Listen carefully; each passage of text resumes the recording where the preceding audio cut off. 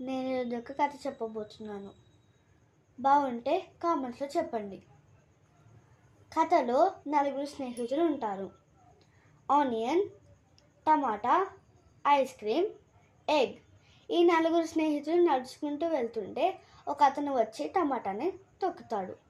ఆ టమాటా అక్కడికక్కడే చచ్చిపోతుంది. మిగతా ఫ్రెండ్స్ దాన్ని చూసి ఏడ్చాక వాళ్ళకి దాహం వేస్తుంది.